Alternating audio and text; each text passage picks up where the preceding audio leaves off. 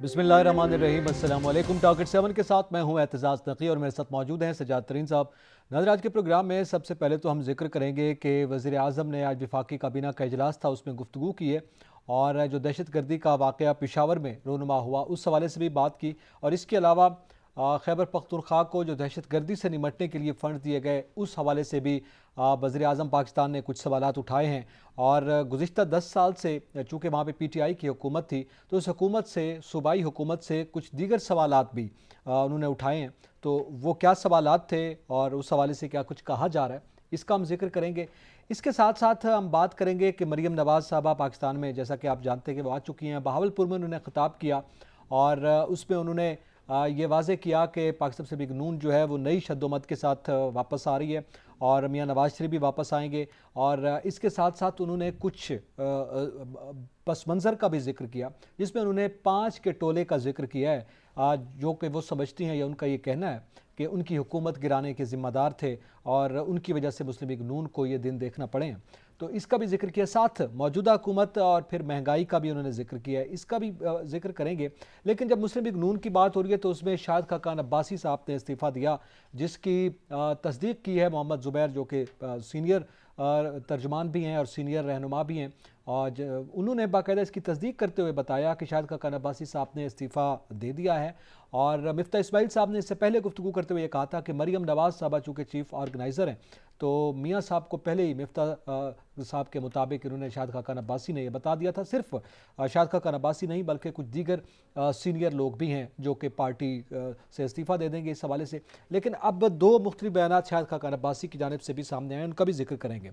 इसके साथ हम बात करेंगे IMF मुज़ाकरात पाकिस्तान की, चूँकि मईशत इस वक्त एक मौजूदा हुकूमत के लिए भी और आवाम के लिए भी एक बड़ा चैलेंज है, तो उनके साथ मुज़ाकरात हो रहे हैं मगर IMF सख्त शराइत पर बज़िद है। पाकिस्तान की जो वज़ारत ख़ज़ाना है, PR है और दीगर जो इदारे हैं उनके मुज़ाकरात हुए हैं और कुछ वो रिलीफ़ लेने की बातें कर रही हैं, मगर IMF ने जो शराइत आयद की हैं उनको पूरा करने के हवाले से उन्होंने बाकायदा सख्त तौर पर यह कहा है। ज़राए की ये इतलात हैं कि जब तक वो पूरी नहीं होगी तो ये कर्ज़ के हवाले से मुश्किलात का बायस बन सकती हैं, तो इस पर भी बात करेंगे। और इसके अलावा साबिक़ वज़ीर पंजाब परवेज़ इलाही के घर पर छापा मारा गया है, उसकी क्या वजूहत हैं, उनका इस पर बयान भी आया। निगरान जो सेटअप है सूबाई पंजाब का, उस पर उन्होंने ये इल्ज़ाम भी आयद किया है परवेज़ इलाही साहब ने और मुनस इलाही साहब ने भी, और कुछ दीगर बातें इस छापे के हवाले से भी की हैं, उनको भी शामिल गुफ्तगू करेंगे। जातरीन साहब, सबसे पहले तो चूँकि अहम मामला था साने पेशावर, इस पे आज वफाकी काबीना इजलास में ज़ाहिर है ये एजेंडे पर था और ये इंतज़ार भी किया जा रहा है कि उसके लिए क्या पॉलिसी मुरतब की जाती है और क्या इक़दामात किए जाते हैं और पहले से कौन से जो इक़दामात रह गए थे जिनमें कोताही बरती गई थी उसको बेहतर किया जाता है। लेकिन आज इस इजलास में पॉलिसी तो अपनी जगह, मगर कुछ सवालात जो कि वज़ीर आज़म पाकिस्तान ने उठाए हैं। उन्होंने कहा कि खैबर पख्तूनख्वा वो वाहिद सूबा है जिसे दहशत गर्दी से निमटने के लिए 471 अरब रुपए के फ़ंड दिए गए 2010 से लेकर अब तक। और इसके अलावा उन्होंने कुछ दीगर सवालात भी उठाए हैं। उन्होंने ये भी कहा कि मुज़ाकरात की बात आपने की थी, उससे अमन आ जाएगा, तो आपने किस बुनियाद पर की या उसके नताइज जो हैं वो क्या सामने आ रहे हैं ये भी हमें बताया जाए। और जिस तरह से हमने पहले ऑपरेशन शुरू किया था, हम तो आईनी हाथों से निमट रहे थे, उनको आके क्यों रोका गया, तो ये सवालात भी उन्होंने उठाए हैं। तो आज क्या समझते हैं आप, वज़ीर आज़म साहब ज़ाहिर है जब ये सवालात उठा रहे हैं तो 2010 से लेकर अब तक का मतलब तो ये है कि PTI से ही ये सवालात, क्योंकि 10 साल तो उनकी हुकूमत रही है। एतज़ाज़, मैं प्राइम मिनिस्टर की बात पे आता हूँ, जो प्राइम मिनिस्टर शहबाज शरीफ ने बात कही है। आज एक ऑफ कैमरा ब्रीफिंग थी और उसमें मुल्क के चंद अखबार नवीसों को और एंकर्स को उन्होंने बुलाया हुआ था और उसमें गुफ्तगू हुई बहुत। किसी वक्त उस पर हम डिटेल से बात करेंगे कि बहुत सारी चीज़ें बताई गई हैं, लेकिन ऑफ कैमरा थी वो बात, ज़्यादा उस पर हम बात नहीं करते। एक बात जो मैं बताऊँ, वहाँ एक सवाल हुआ, एक सवाल ये किया गया कि क्या आप ये समझें कि अपने सहन में आप सांप पालें और आप ये समझें कि वो आपके बच्चों को नहीं काटेंगे और पड़ोसियों को काटेंगे, ऐसा तो नहीं होता। सही। तो इस सवाल का जवाब उनके पास नहीं था, उनका पास नहीं था ये सवाल। अच्छा, ये तो ज़िम्नन एक बात हो गई, बहुत बड़ी उस पर ब्रीफिंग हुई, सानिया पेशावर पार के क्या हुआ वो सारी चीज़ें बताई, उस पर इंशाल्लाह हम कभी फिर बात करेंगे। देखिए, उसका ज़िम्नन जिक्र कर सकते हैं अभी दहशतगर्दी का, चूँकि एक वाक़या हुआ है आज जी, वो जी हाँ, मैं आपको अर्ज़ करूँ कि بات یہ ہے کہ پرائم منسٹر نے سارے حقائق رکھے ہیں قوم کے سامنے. سب سے پہلے ہمیں جو بات سوچنی چاہیے، پرائم منسٹر میاں شہباز شریف یا چیف منسٹر KPK یا باقی جو لوگ ہیں ہمارے عسکری اداروں کے ہیڈز ہیں، دوسرے تیسرے سب لوگ، بات یہ ہے کہ سب سے پہلے ہم نے یہ دیکھنا ہے کہ پاکستان ہمارا ملک ہے. یہ ملک ہے تو ہم سب ہیں، ٹھیک ہے جی. اور ہماری جتنی آن شان بان ہیں اس ملک کی وجہ سے ہے. اس ملک کی بدولت ہم آج یہاں بیٹھے ٹی وی پہ پروگرام بھی کر رہے ہیں، اور لوگ بڑے بڑے یہاں تاجر بھی ہیں، بزنس مین بھی ہیں، فوجی افسران بھی ہیں، بیوروکریٹس بھی ہیں، اس ملک کی وجہ سے ہیں. اعتزاز اگر یہ ملک نہ ہوتا، آپ یقین کریں، آپ وہاں انڈیا میں دیکھ رہے ہیں نا مسلمانوں کی حالت، آج ہماری بھی حالت یہی ہوتی، ٹھیک ہے. تو میں سمجھتا ہوں کہ ہمارے بانی پاکستان نے ایک بڑا ویژن لے کے چلے اور ہمیں ایک ملک دیا. اب یہ پس منظر میں نے اس لیے بتایا کہ اب ہماری ذمہ داری ہے کہ ہم اس ملک کی حفاظت کریں، یہاں پہ رہنے والوں لوگوں کی حفاظت کریں، اور ہمیں اپنے جو درمیانی اختلافات ہیں اس کو بھلا کر ہمیں صرف اور صرف اس ملک اور اس قوم کا سوچنا چاہیے، ٹھیک ہے. کیونکہ یہ ملک اور قوم کو محفوظ بنانا جو ہے سب کی ذمہ داری ہے، بالکل صحیح ہے. کسی ایک کی ذمہ داری نہیں ہے. ہمیں لوگوں کو تقسیم نہ کیا جائے، یہ نہ کہا جائے جی آپ نے یہ کیا تھا تو فلاں جگہ یہ ہو گیا تھا، فلاں جگہ یہ ہوا تھا. کیونکہ اگر آپ لوگوں کو تقسیم کرتے رہیں گے کہ جی فلاں پارٹی نے تو فلاں وقت یہ کیا تھا اور فلاں پارٹی کہے گی جی آپ نے یہ کیا تھا، تو ہمارا دشمن فائدہ اٹھائے گا. ہمارا دشمن جو اس طاق میں بیٹھا ہوتا ہے کہ وہ کہیں نہ کہیں جب اس کو موقع ملتا ہے. اب آپ دیکھیں کہ 100 سے اوپر جو ہے اس وقت شہادتیں ہو چکی ہیں، ٹھیک ہے. بالکل ٹھیک. اعتزاز اب یہ صرف 100 شہادتیں نہیں ہیں، ان کے جو غریب پیچھے بچے، ان کے والدین، ان کے گھر والے، اگر ایک ایک آدمی کے 5 7 لوگ بھی ہوں تو یہ دیکھیں کتنی بڑی تعداد ہے. 100 خاندان ہے. 100 خاندان ہے، اور 100 خاندان کے جو پھر فرد ہوں گے آگے، کسی کے بوڑھے والدین ہیں، کسی کے بچے ہیں، لوگوں کے، اور ینگ بچے ہیں جو شہید ہوئے ہیں پولیس والے، ینگ بچے ہیں، چھوٹے چھوٹے کئیوں کے بچے ہیں. تو یہ ان کا سارا دیکھ بھال کس نے کرنا ہے، ٹھیک ہے.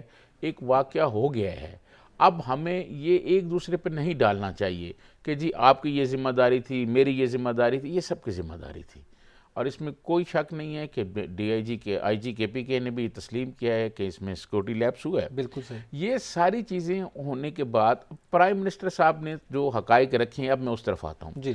پرائم منسٹر صاحب نے وہ فگر بتائے ہیں کہ ہم نے KPK کو کیا دیا. خان صاحب کی وہاں حکومت رہی تقریباً دوسرا وہ ان کا دور ہے، جیسے وہ کہتے ہیں کراچی میں سندھ میں تیسرا دور ہے پیپلز پارٹی کا. اس دوران خان صاحب نے بڑے وعدے کیے تھے، بڑے اچھے وعدے تھے کہ ہم پولیس میں ریفارم کریں گے اور پولیس میں تبدیلیاں لائیں گے. اس میں کوئی شک نہیں کہ جو KP پولیس ہے اس کا رویہ پنجاب پولیس سے بہت بہتر تھا. پنجاب پولیس والا نہیں تھا، ٹھیک ہے. لیکن اس کو جدید آلات دینا، جدید ساز و سامان دینا، اور اس کو اس قابل بنانا کہ وہ دہشت گردوں کا مقابلہ کر سکے. بالکل صحیح. پہلے تو ٹریننگ، یہ ذمہ داری تھی اس پارٹی کی جو اقتدار میں تھی. بدقسمتی سے وہ نہیں ہو سکا جو ہونا چاہیے تھا.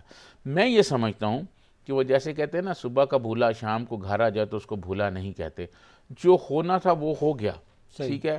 یہ بہت بڑا واقعہ ہے. یہ مہذب دنیا میں تو کہیں ایک چھوٹا سا مطلب ایک آدمی کو واقعہ ہو جائے تو وہاں بڑا مطلب آپ کو پتہ ہے ہنگامہ برپا ہو جاتا ہے. تو یہ جو ہوا یہ نہیں ہونا چاہیے تھا. ایک بات اب ہمیں یہ سوچنا ہے کہ آئندہ ایسے واقعات نہ ہوں. آج پرائم منسٹر صاحب نے وہ چیزیں بتائیں، پرائم منسٹر صاحب نے کیبنٹ کو بتایا کہ ہم کس طرف جا رہے ہیں، کیا کرنا ہے اور کیا کیا چیزیں آگے کرنی ہیں. یہ بات درست ہے، لیکن یہ ایکشن بہت جلدی ہونا چاہیے. پرائم منسٹر شہباز شریف جو پورے ملک کے پرائم منسٹر ہیں، اور ان کو اب فوری طور پر ایسا ایکشن کرنا چاہیے جو نظر آئے. اب پارلیمنٹ میں اس پر بات ہو چکی ہے، کیبنٹ میں بات ہو چکی ہے. اب قومی سلامتی کا اجلاس ہونے والا ہے، وہ میرا خیال ایک آدھے دن میں ہو جائے گا. قومی سلامتی کا اجلاس ہوگا، اور اس کے بعد پھر آج کیبنٹ میں مجھے یہ بتایا گیا ہے، میرے جو سورسز تھے انہوں نے بتایا گیا ہے کہ یہ فیصلہ ہوا ہے کیبنٹ میں کہ جتنا بڑا ایکشن کیا ہے ہمارے دشمن نے ہمارے لوگوں پر، اس سے بڑا ری ایکشن ہونا چاہیے. ٹھیک ہے. اس سے بڑا ری ایکشن. اور بڑے مقصد یہ ہے، ریئیکشن ٹھیک ہے۔ بڑے ریئیکشن کی تیاری تقریباً کمپلیٹ ہے۔ اچھا، قومی سلامتی کی میٹنگز ہونی ہیں اور ان کے تمام جو ٹھکانے ہیں، جو سرحد پار ٹھکانے ہیں، اب یہ فیصلہ کرنا ہے کہ وہاں ان کے خلاف ایکشن زمینی کرنا ہے، فضا سے کرنا ہے اور بڑا بھرپور ایکشن کرنا ہے، اور اس میں کوئی دو رائے نہیں ہے کہ اب ایکشن ہوگا اور ایکشن ہونا بھی چاہیے۔ دیکھیں، اگر آپ سے مسجدیں اور امام بارگاہیں، جنازہ گاہیں اگر ہم محفوظ نہیں بنا سکتے، اپنے لوگوں کو محفوظ نہیں بنا سکتے، تو پھر آپ مجھے بتائیں یہ ہم نے جو ایٹم بم سے اتنی چیزیں رکھی ہوئی ہیں، پھر تو اس اس کا کا کیا پھر کیا فائدہ؟ لیکن تو یہ ہم اپنی اب پولیس کو ہمیں اپنی محفوظ نہیں کر سکتے۔ پولیس کو باصلاحیت بنانا چاہیے۔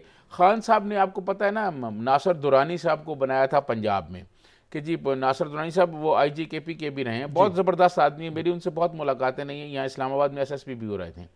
تو ناصر درانی صاحب کے میں نے 2-4 انٹرویو بھی کیے، تو وہ چاہتے تھے کہ پولیس کا نظام پنجاب میں بہتر ہو۔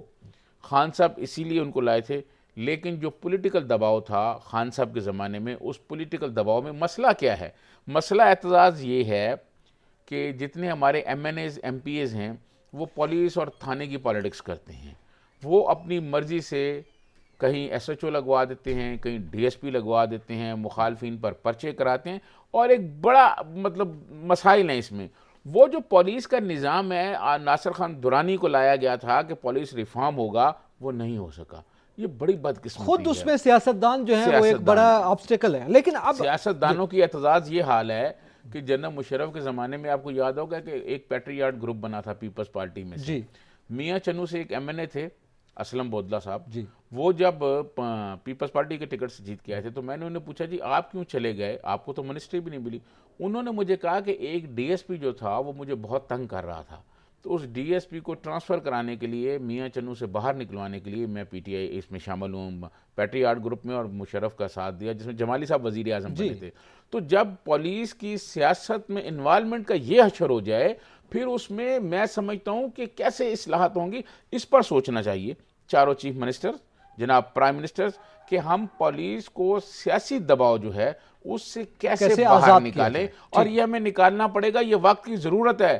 یہ وقت کی ضرورت ہے کہ ہمیں پولیس کو اس قابل بنانا پڑے گا کہ وہ دہشت گردوں کا مقابلہ کر سکیں، کیونکہ اب دہشت گردوں کے خلاف ایک آواز ہونی چاہیے ہر طرف سے۔ آج کیبنٹ میں بھی یہی بات ہوئی، کیبنٹ میں بھی یہی بات کی گئی، 2-4 منسٹر نے بہت کھل کے بات کی ہے اس پر۔ تو اگر ان کے سامنے آپ کھڑے نہیں ہوں گے، اپنی پولیس کو دیکھیں، ہر کام ہوتا ہے، آپ کہتے ہیں پاک فوج کو بلا لیں، پاک فوج کے نوجوان آتے ہیں ہر جگہ، مطلب وہ کارروائی کر کے جاتے ہیں، جگہ کلیئر کرتے ہیں۔ جب یہ آپریشن شروع ہوئے تو سارا یہ وزیرستان وغیرہ کا جو ایریا تھا، جب نیشنل ایکشن پلان کا بنا تو فوج کے ذمے جو کام تھا وہ فوج نے کام کر دیا۔ اچھا، اسی میں اسی وقت ایک پیغام پاکستان بھی تھا، ٹھیک ہے، پیغام پاکستان کا حصہ تھا۔ پیغام پاکستان کو اور آگے بڑھانے کی ضرورت ہے، پیغام پاکستان اور آگے بڑھے تاکہ لوگوں کی گرومنگ ہو، ذہنی طور پر لوگوں کو پتہ چلے کہ ہم کیا کر رہے ہیں۔ اب تو وہ زمانہ آ گیا، اعتزاز آج ایک منسٹر نے کیبنٹ میں یہ کہا کہ جی وہ زمانہ آ گیا، مرنے والے کو پتہ نہیں ہے وہ کیوں مر رہا ہے، اور مارنے والے کو یہ نہیں پتا وہ کیوں مار رہا ہے۔ یہ بڑی اہم بات آپ نے کی ہے۔ اب اس کے ساتھ آج عمران خان صاحب نے بھی ویڈیو لنک کے ذریعے خطاب کیا ہے۔ اب ظاہر ہے یہ سوالات وزیر اعظم پاکستان اٹھا رہے ہیں، اور جس کے ہاتھ میں زمام اقتدار ہوتا ہے تو ظاہر ہے سوال بھی اس سے ہوتا ہے۔ اب آپ سوال کر رہے ہیں کے پی کے کی اس وقت کی حکومت سے، اب تو ظاہر ہے نگران سیٹ اپ آ گیا، انہوں نے کیا نہیں کیا، لیکن ابھی تک ظاہر ہے وزیر اعظم صاحب سے یہ سوال ابھی تک حل طلب ہے کہ آپ نے بھی ابھی تک کوئی پالیسی جو ہے وہ واضح نہیں کی۔ دوسرا، خان صاحب نے بھی وہی ہسٹری سنائی کہ وہ کیا چاہتے تھے، انہوں نے اپنی ایک لحاظ سے وضاحت پیش کی ہے یا خود کو کلیئر کیا ہے۔ وہ یہ بتانا چاہ رہے ہیں کہ ہم نے تو اس لیے کہا تھا کہ ہمارا تو شروع دن سے یہ موقف ہے کہ اگر افغانستان میں امن ہوگا تو پاکستان میں امن ہوگا، تو ہم نے امن کے لیے مذاکرات کا راستہ اختیار کیا ہے، اور اس وقت موجودہ حکومت جو ان مذاکرات کو نشانہ تنقید بنایا جا رہا ہے، تو ان کی نیت تو بالکل درست تھی کہ جب تک افغانستان میں امن قائم نہیں ہوتا اس وقت تک پاکستان میں امن قائم نہیں ہوتا۔ ساتھ انہوں نے بھی سوال اٹھایا ہے، انہوں نے کہا ہے کیا 2013 میں دہشت گردی نہیں تھی، اس کے بعد دہشت گردی نہیں تھی، اس سے پہلے دہشت گردی نہیں رہی، کیا یہ ہماری حکومت کے جانے کے بعد دہشت گردی سامنے آئی ہے تو اس کی وجہ صرف ہم ہے، اس سے پہلے تو ہم نہیں تھے کے پی کے حکومت میں؟ خان صاحب نے جو بات کی ہے نا، اس کا تھوڑا سا میں اب وضاحت کرنا چاہتا ہوں۔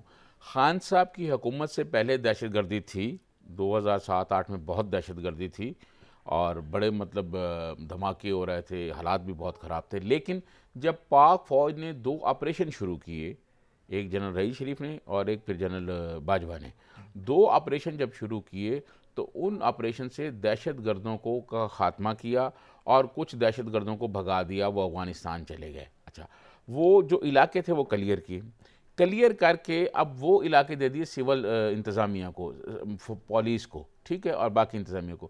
بدقسمتی یہ ہوئی کہ ان کو اب ان میں صلاحیتیں پیدا کرنی تھی، ان کو اس قابل بنانا تھا کہ وہ ان علاقوں کو اپنے کنٹرول میں رکھیں اور دہشت گردی نہ ہونے دیں۔ ایک تو یہ بات ہوئی۔ دوسری بات یہ تھی کہ خان صاحب جو مذاکرات کی بات کر رہے تھے، تو میں تاریخ آپ کو بتا دوں کہ ہمارے ہاں جنرل فیض حمید تھے، وہ ان سے بات چیت بھی کر رہے تھے، جا بھی رہے تھے، لیکن جیسے ہی جنرل باجوہ ریٹائرمنٹ ہوئی اور جنرل فیض حمید بھی گئے تو آپ کو یاد ہوگا سب سے پہلے کوئٹہ میں ایک دھماکہ ہوا، ٹھیک ہے جی، اور اس کے بعد پھر اسلام آباد کا واقعہ ہو گیا، بنوں میں اٹیک ہوا، بنوں کا ہو گیا۔ تو اب یہ دیکھنا ہے کہ ہم جو مذاکرات کر رہے تھے کیا وہ ریاست آف پاکستان کے لیے کر رہے تھے یا شخصیات کے لیے کر رہے تھے، یہ چیزیں بھی اب دیکھنے کی، اور یہ ذمہ داری میاں شہباز شریف صاحب کی ہے کہ وہ ساری چیزوں کو ان ساری چیزوں کو دیکھیں۔ اس پہ مزید بھی بات کریں گے، اس کے ساتھ ساتھ ذرا سیاسی معاملات بھی خاصے گرم ہیں، ان کا بھی ذکر کریں گے۔ یہاں پہ وقت ایک بریک کا، ہمارے ساتھ رہیے۔ ویلکم بیک ناظرین، ذکر کریں گے کہ مریم نواز ملک واپس آئی ہیں اور آ کر انہوں نے پولیٹیکل ایکٹیویٹیز شروع کر دی ہیں۔ جیسا کہ آپ جانتے ہیں کہ وہ چیف آرگنائزر ہیں اور پارٹی کی تنظیم نو بھی کر رہی ہیں، تنظیم سازی کر رہی ہیں، اور اس کے لیے ظاہر ہے ان کی ذمہ داری ہے کہ وہ پارٹی کو متحرک رکھیں۔ بہاولپور میں آج انہوں نے خطاب کیا اور ایک تو انہوں نے اپنا جو ان کا نیریٹو ہے اس کا بھی ذکر کیا، حکومت پاکستان تحریک نون کی کیوں گئی اس کا بھی ذکر کیا، عمران خان صاحب جو باتیں کر رہے ہیں ان کے الزامات کا جواب بھی دیا، اور اس کے ساتھ ساتھ ظاہر ہے یہ تو ایک ڈیولپمنٹ ہے، لیکن ساتھ شاہد خاقان عباسی صاحب والی ڈیولپمنٹ بھی ہوئی ہے، تو اس کی کیا وجوہات ہیں، اور اس سے پاکستان تحریک نون کے مستقبل کے حوالے سے بہت سے سوالات ہیں، ان کا ہم ذکر کریں گے۔ مریم نواز صاحبہ کا خطاب آج تھا، انہوں نے ایک تو ظاہر ہے ان کا یہ بیانیہ ہے کہ اب عمران خان صاحب کی جو بیساکھیاں ہیں وہ تو ختم ہو گئی ہیں اور خان صاحب جو ہیں وہ اپنے انجام کو پہنچ چکے ہیں۔ مریم نواز صاحب نے آج خطاب کیا اور ساتھ ساتھ انہوں نے ایک ذکر کیا، انہوں نے کہا کہ 5 کا ٹولہ تھا جو کہ مسلم لیگ نون کے ساتھ یا ہماری حکومت کے خلاف تھا، جنہوں نے یہ سازش کی، جنہوں نے یہ سارا پلان کیا، یہ 5 لوگ تھے۔ ان میں 3 کا نام تو لیا، وہ آپ کے بھی سامنے ہمارے بھی سامنے ہے، 2 نام انہوں نے ذرا پردے میں رکھے ہیں۔ تو اب کیا سمجھتے ہیں مریم نواز صاحبہ کا جو وہ بیانیہ تھا جو کہ میاں نواز شریف صاحب کے یہاں جانے کے بعد اور میاں شہباز شریف سے ذرا مختلف تھا، ایک اگریسو بیانیہ تھا، کیا اسی کی جانب بڑھ رہی ہیں؟ اچھا، 2-3 چیزیں ہیں۔ ایک تو تاریخ میں جو واقعات ہوتے ہیں ان کو کھرچا نہیں جا سکتا، وہ تاریخ ایسی ہے کہ وہ پھر وہ تاریخ کا حصہ رہتے ہیں، ٹھیک ہے۔ آج سے نہیں، جب سے دنیا بنی ہے میں کون سے واقعات آپ کو سناؤں، جو واقعات تاریخ میں ہوئے ہیں وہ پھر تاریخ میں رہتے ہیں اور ان کو پھر یاد رکھا جاتا ہے، ٹھیک ہے۔ پاکستان 75 سال ہو گئے ہیں، 75 سالوں میں اعتزاز پاکستان میں جو واقعات ہوتے رہے ہیں وہ تاریخ کا حصہ رہے ہیں، ٹھیک ہے۔ اس میں تو کوئی دو رائے نہیں کہ پاکستان میں 3 ڈکٹیٹر رہے، ایوب خان رہے، ضیاء الحق رہے، مشرف رہے، یہ رہے نا جی، ان کی پالیسیاں اور کئی کی پالیسیوں ان کے تباہ نتائج آج بھی سامنے آ رہے ہیں۔ وہ واقعات ہم تاریخ سے نکال نہیں سکتے، ان کو کھرچ نہیں سکتے، اور مریم نواز صاحبہ ان واقعات کو دہرا رہی ہیں۔ میں سمجھتا ہوں کہ میری رائے یہ ہے اعتزاز کے واقعات کو دہرانے کی بجائے، دیکھیں وہ ایک پولیٹیکل اپنا بیانیہ بنا رہی ہیں، الیکشن سر پہ ہیں، الیکشن آ رہے ہیں، الیکشن ہونے ہیں، تو وہ ایک نیا پولیٹیکل بیانیہ اپنا بنا رہی ہیں جو پہلے تھا۔ میں سمجھتا ہوں کہ اب پولیٹیکل بیانیہ بنانے، جو لوگ چلے گئے ہیں ان کے نام لینے سے ہمیں آگے نکلنا ہوگا۔ ہمیں یہ دیکھنا ہوگا کہ ہم مستقبل میں ایسی چیزیں کریں، ایسے قانون سازیاں کریں، ایسے فیصلے کریں کہ ہمیں آگے چل کے یہ والی حالت نہ دیکھنی پڑے جن کی بات مریم نواز صاحبہ نے کی ہے۔ صحیح، یہ حالات نہ دیکھنا پڑیں، کوئی 5-7 لوگ جمع ہو کے کوئی فیصلہ نہ کریں کہ جی منتخب وزیر اعظم کو گھر بھیجنا، یہی مطلب ہے نا ان کا، پہلے بھی وہ کہتی رہی ہیں۔ تو میں یہ کہتا ہوں کہ ہمیں آگے نکلنا ہے، ہمیں آگے جانا ہے، پاکستان کو ہم نے آگے لے کے جانا ہے۔ ہم یہاں بیٹھے رہیں جی 70 میں یہ ہوا، 65 میں یہ ہوا، اس کے 80 میں یہ ہوا، 77 میں یہ ہوا، یہ اب واقعات ہم دہراتے رہیں، لوگوں کو یاد ہیں، ٹھیک ہے. اب ون کلک پر آج پتہ ہے آپ کو کمپیوٹر پہ آپ کے موبائل میں ہر چیز موجود ہے, آپ ساری ہسٹری موجود ہے, دنیا کی ہسٹری موجود ہے, مسلمانوں کی ہسٹری موجود ہے, ٹھیک ہے نا. لیکن اعتزاز ہم نے یہ دیکھنا ہے کہ ماضی میں جو غلطیاں ہوئی ہیں, ماضی میں ہم سے جو کوتاہیاں ہوئی ہیں, ماضی میں جو غفلت ہوئی ہے, اس کے بدلے اس ملک کو جو نقصان ہوا ہے, جو مسائل بڑھے ہیں, وہ مستقبل میں نہ ہوں. ہمیں اب مستقبل میں نظر رکھنی ہے. لیکن جو لیڈر ہوتا ہے نا, وہ مستقبل پہ نظر رکھ رہا ہوتا ہے. کہتے ہیں ویژنری لیڈر, کہ ویژن والا لیڈر, وہ آنے والے حالات کو دیکھ رہا ہوتا ہے. ماضی سے آدمی سیکھتا ہے.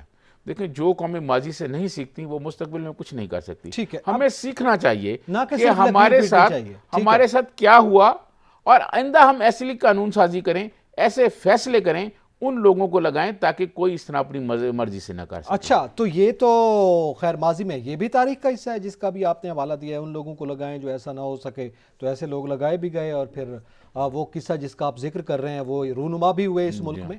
تو ظاہر ہے ان کی جانب سے تو یہی کوشش ہوگی نا جس کا آپ ذکر کر رہے ہیں. اب سوال یہ ہے کہ آگے بڑھنے کی آپ نے بات کی ہے. ظاہر ہے مریم نواز صاحبہ جب میاں صاحب جلا وطن ہوئے, چلے گئے باہر, اور اس کے بعد جب پہلے جیل میں رہے, خود مریم صاحبہ نے جیل کاٹی, یہ اس وقت یہ بیانیہ درست تھا, وہ اپنی سطح پہ بات کر رہی تھی. لیکن آج آپ حکومت میں ہیں, آپ کے انکل جو ہیں وہ وزیر اعظم ہیں اس ملک کے, آپ چیف آرگنائزر ہیں, آپ کی پارٹی جو ہے وہ رول کر رہی ہے.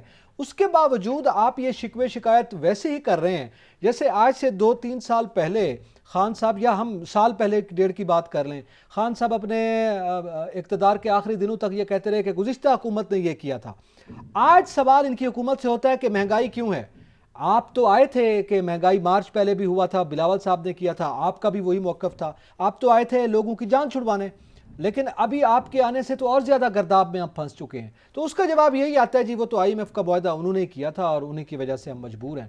تو جب یہ معاہدہ ان کی طرف سے تھا تو پھر آپ تشریف لے آئے تو آپ نے کون سا تیر مارا ہے؟ اس کا جواب نہیں ہے. بے شک الیکشن کمپین کے لیے جو بھی نیریٹو بنایا جائے, کیا یہ سوال جو ہے ابھی تک جواب طلب نہیں ہے؟ میں آپ کو عرض کروں کہ میں نے آپ کو یاد ہوگا اپنے پروگرام میں ایک دفعہ کہا تھا عمران خان صاحب کے بارے میں کہ اگر ان کو 1947 میں پاکستان مل جاتا تو یہ ساری بات نہیں کہتا جی انگریزوں نے کی, انگریزوں پر گئی ہے. پاکستان میں ایک آدمی ایسا بھی وزیر اعظم بنا ہے جس کا نام ذوالفقار علی بھٹو تھا.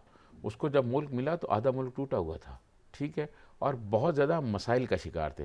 بھٹو صاحب نے کہیں یہ نہیں کہا کہ ہمیں یہ ہو گیا تھا اور ہم نے یہ کرنا ہے اور پچھلے یہ کر گئے, نہیں. ذوالفقار علی بھٹو اس ملک کو لے کے آگے بڑھے ہیں. بالکل صحیح. آج آپ دیکھیں کچھ 26-27 یونیورسٹیاں ذوالفقار علی بھٹو نے بنائی. آپ کوئی محکمہ اٹھا کے دیکھیں پتہ چلے گا بھٹو صاحب نے بنائے, ٹھیک ہے جی. انہوں نے ملک کو کھڑا کیا اور 4 سال کے دور اقتدار اور ایٹم کی بنیاد رکھ دی. ایٹم بم بنانے کی بنیاد ذوالفقار علی بھٹو نے رکھی, شناختی کارڈ بھٹو نے بنائے. بھٹو صاحب نے یہ نہیں کہا, بھٹو صاحب نے یہ نہیں کہا کہ یہ پیچھے والے کر گئے ہم کیا کریں.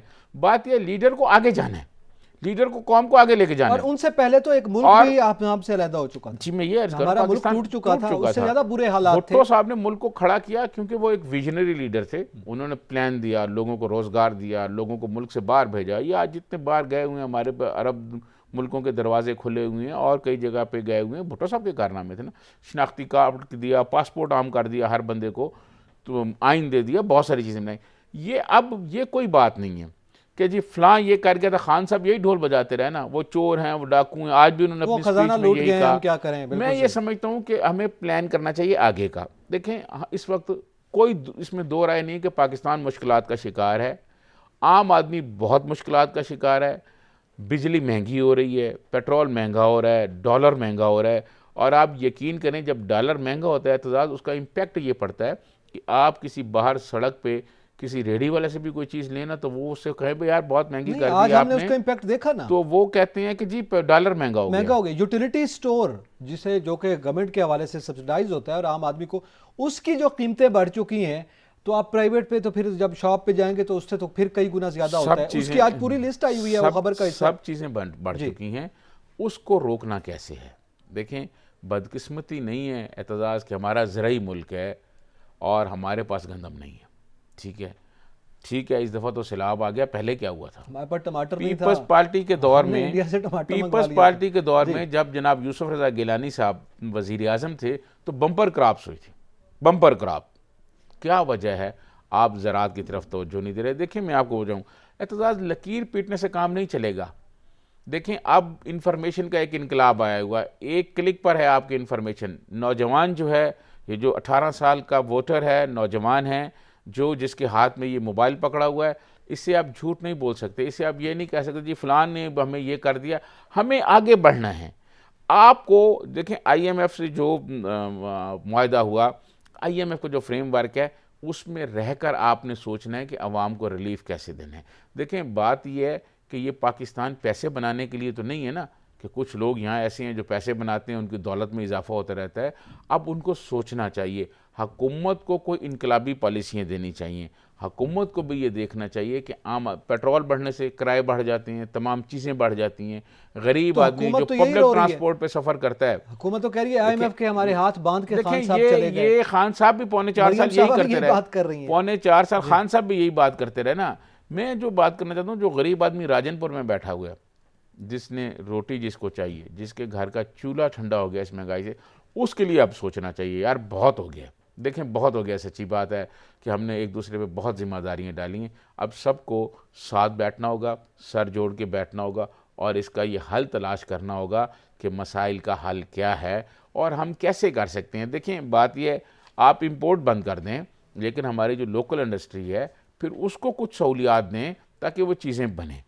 اب اربوں روپے کی چیزیں ہم امپورٹ کرتے ہیں. اعتزاز، یہ جو خوراک ہے جانوروں کی، جو بلی اور چوہے اور کتے کھاتے ہیں، ان کی جو اشرافیہ خریدتی ہے وہ اربوں روپے کی ہے، وہ ہمیں ڈالر دینے پڑتے ہیں.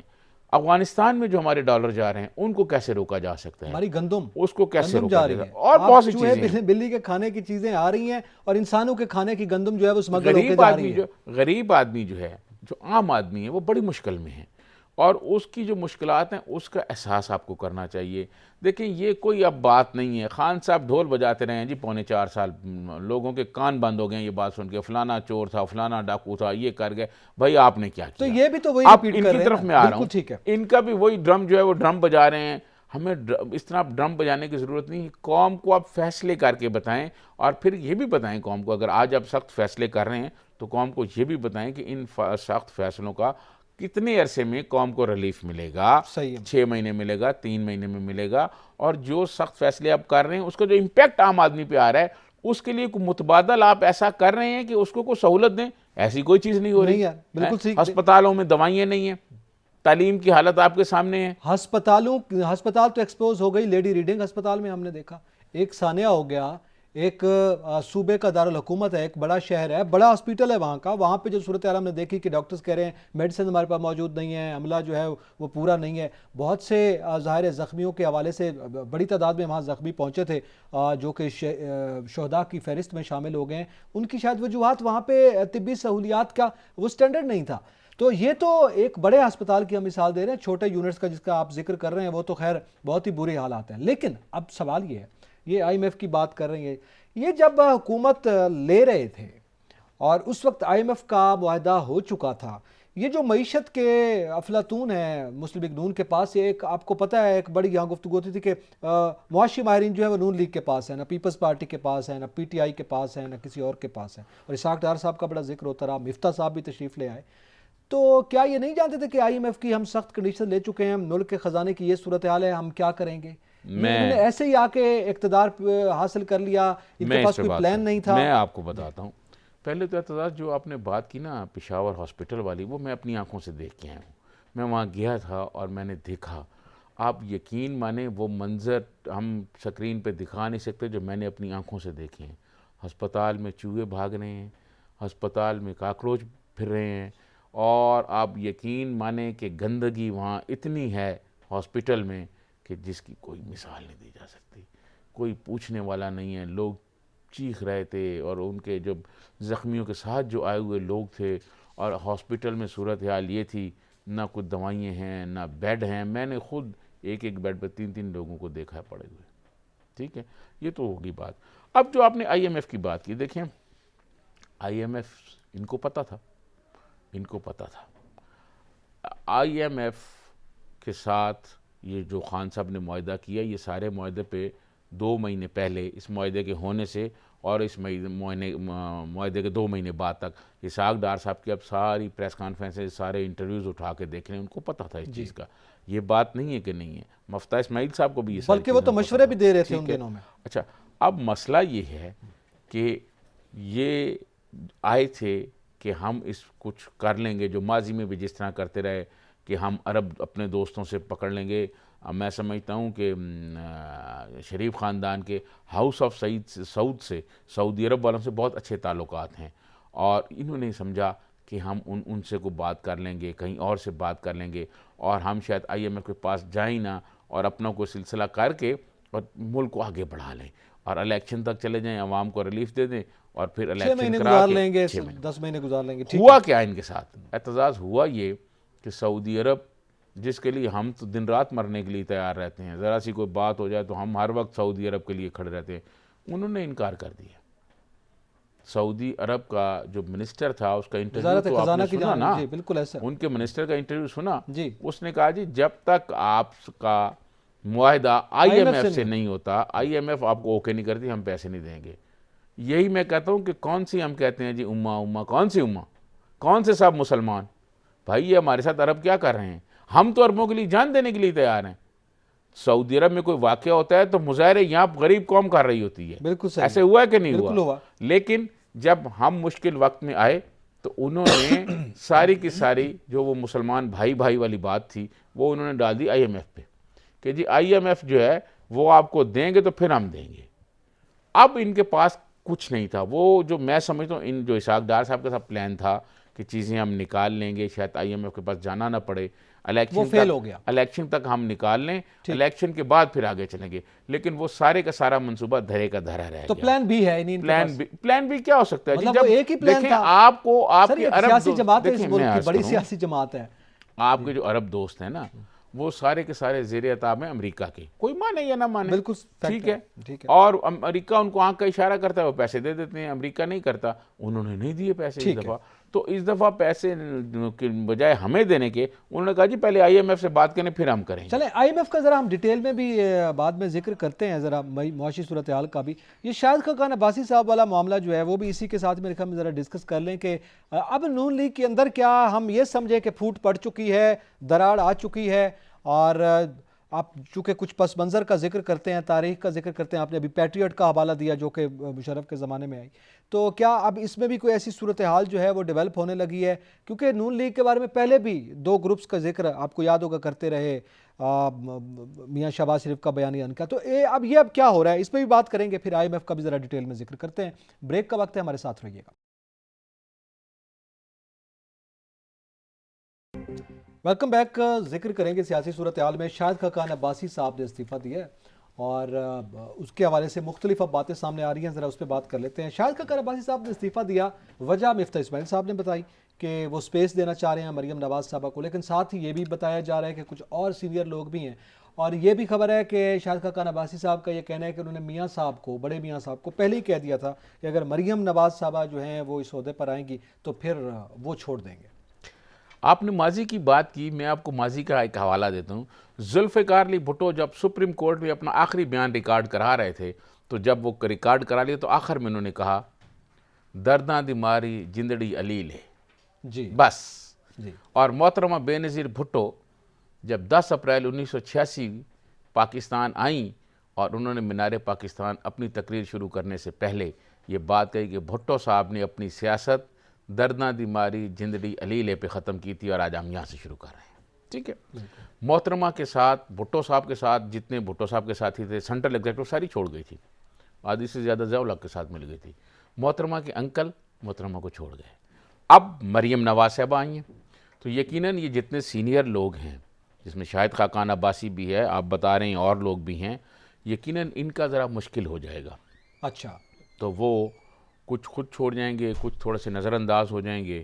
مریم صاحبہ یہ کوشش کریں گی کہ ان کو ساتھ لے کے چلا جائے, جیسے محترمہ بے نظیر بھٹو نے کوشش کی تھی کہ جو پارٹی کے سینئر لوگ ہیں ان کو ساتھ لے کے چلا جائے. کچھ سے بابا سوشلزم شیخ رشید تو آخری وقت تک پیپلز پارٹی میں رہے ہیں, بھٹو صاحب کے ساتھ بھی تھے. تو یہ آپ کہتے ہیں کہ یہ سیاسی یہ چلتا رہے گا.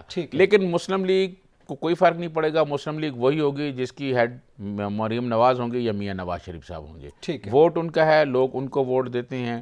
باقی جو لوگ ہیں وہ آتے جاتے رہتے ہیں. یہ بڑے بڑے ہیوی ویٹس جو ہیں جب الیکشن لڑنے جائیں گے تو پتہ چل جائے گا کہ مسلم لیگ کے ساتھ کیا تھا اور مسلم لیگ کے بغیر کیا ہے. چلیں تھوڑا سا آپ ذکر کریں عوام کی بات. ابھی ہم آئی ایم ایف کی بات کر رہے تھے کہ انہوں نے ان کو یاد تھا نہیں، لیکن اب آئی ایم ایف کے ساتھ مذاکرات ہو رہے ہیں اور آئی ایم ایف نے ظاہر مزید سخت کنڈیشنز پر انہوں نے بہت سے فگرز جو ہیں وہ جو ان کی جانب سے دکھائے گئے، انہوں نے کہا کہ ان کو مزید بڑھایا جائے. وہ پہلے ہی یہ کہہ چکے ہیں کہ جو ہمارا بجٹ خسارہ ہے اس کو کم کیا جائے یا کم سے کم 4 پوائنٹ سمتھنگ پہ اس کو برقرار رکھا جائے. اسی طرح دیگر خساروں کا ذکر کیا گیا. پھر ریونیو بڑھانے کی وہ بات کر رہے ہیں کہ ان کو مختلف جو ہمارے سیگمنٹس ہیں اس میں ریونیو جو ہے جب تک آپ بڑھائیں گے نہیں تو اس وقت تک یہ صورتحال نہیں ہو سکتی. تو سخت شرائط ہیں جو میرے خیال میں حکومت کو ماننا بھی پڑیں گی، اور بڑی جو ہے مختلف ہمارے وزارت خزانہ یا ایف بی آر جو ہے ان کی بڑی شدید قسم کی گفتگو ہوئی ہے. وہ بار بار یہ کوشش کرتے رہے کہ کنونس ہو جائے آئی ایم ایف ان فگرز کے حوالے سے، مگر آئی ایم ایف جو ہے بازیدہ یہ ذرائع کی خبریں سامنے آ رہی ہیں. تو کیا دکھائی دے رہا ہے آپ کو؟ دیکھیں میں آپ کو عرض کروں کہ ہم نے پہلے ماضی میں جو آئی ایم ایف سے بات چیت کی ہم وہ پورے نہیں اترے اس پر. ٹھیک ہے، اب وہ کہتے ہیں کہ ہمیں کر کے دکھائیں. اور میں آپ کو یہ بتا دوں آج کیبنٹ میں یہ طے ہو گیا ہے کہ ہم نے یہ سخت فیصلے کرنے ہیں. کیبنٹ میں ہو گیا فیصلہ، بتا دیا گیا ہے. ٹھیک ہے. اب یہ فیصلہ ابھی اگلے ہفتے آپ دیکھیے گا کہ نئی چیزیں آ جائیں گی اور مہنگائی ہو جائے گی. ٹھیک ہے، ہمارے ساتھ لائن پر موجود ہیں معروف ماہر معاشیات ہیں جناب ڈاکٹر عابد سلیری صاحب. بہت شکریہ عابد سلیری صاحب. آپ سے میں جاننا چاہوں گا کہ یہ صورتحال ہمارے سامنے ہے، آئی ایم ایف کا بار بار ذکر کیا جاتا رہا، اس کے فریم ورک کا ذکر ہوتا ہے اور اس کے تحت ہمیں اپنی معیشت کو چلانا ہوگا. موجودہ حکومت کو شاید دیر سے سمجھ آئی یا پالیسی کا حصہ تھی، یہ بھی الگ بحث ہے، مگر آئی ایم ایف اب کیا ڈیمانڈ کر رہا ہے اور ہمارے پاس کیا آپشنز رہ گئے ہیں؟ دیکھیے جی، آپشن تو اس وقت صرف آئی ایم ایف ہی ہے. جو دوست ممالک کے ساتھ جتنی امیدیں وابستہ تھی وہ تو پوری نہیں ہوگی، کیونکہ صرف پاکستان کی ہی نہیں بلکہ سعودی عرب نے مصر کو بھی بڑا ٹکا کے جواب دیا کہ اس کو اس وقت تک فردر بائی لیٹرل سپورٹ نہیں ملے گی جب تک کہ وہ اکنامک ریفارمز جو ہے وہ نہیں لے کے آئیں گے. اسی طرح سے سری لنکا کو دیکھ لیجئے، ڈیفالٹ ہونے کے باوجود آئی ایم ایف نے ابھی تک اس کو کیش نہیں دیا، کیونکہ آئی ایم ایف اس کو کہہ رہی ہے کہ وہ چائنا اور سعودی عربیہ سے اپنے ڈیٹس کو ری شیڈیول کروا کے لے کے آئے.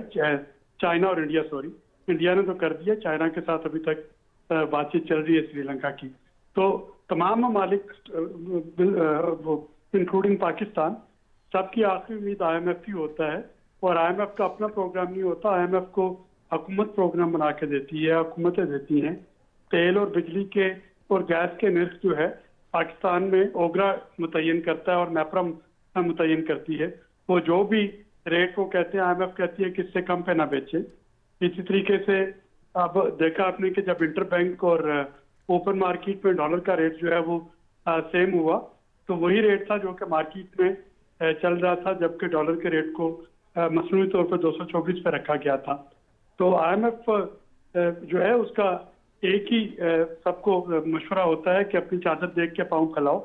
اور بدقسمتی سے ہمارے جیسے ممالک صرف پاکستان ہی نہیں، اس وقت 53 اور ممالک جو ہیں وہ اسی طرح سے ڈیٹ کرائسس کا شکار ہے. اور سب کو ایک ہی مشورہ دیا جا رہا ہے کہ آپ اپنے آمدنی بڑھائیں، اخراجات جو ہیں وہ کم کریں، اور جو بائی لیٹرل ڈونر جن سے قرضے لیے ہیں ان سے یہ ایشورنس لے کے آئیں کہ وہ اپنے قرضے رول اوور کر دیں گے. تو تب معاملات آگے چلیں گے اور پاکستان کے ساتھ بھی یہی ہو رہا ہوگا. عابد سلیری صاحب یہ بتائیے گا کہ اگر آئی ایم ایف سے بات چیت ہو جاتی ہے، سخت فیصلے ہو جاتے ہیں، تو وہ جو ہمیں کو امداد کو ڈالر دیں گے ہمیں، اس سے کوئی عوام جو عام آدمی ہے اس کو کوئی ریلیف کا امکانات موجود ہیں؟ نہیں، دیکھیے آئی ایم ایف کے ساتھ یہ بات تو کی جا سکتی ہے کہ ٹارگیٹڈ سبسڈی جو ہے وہ دی جا سکے.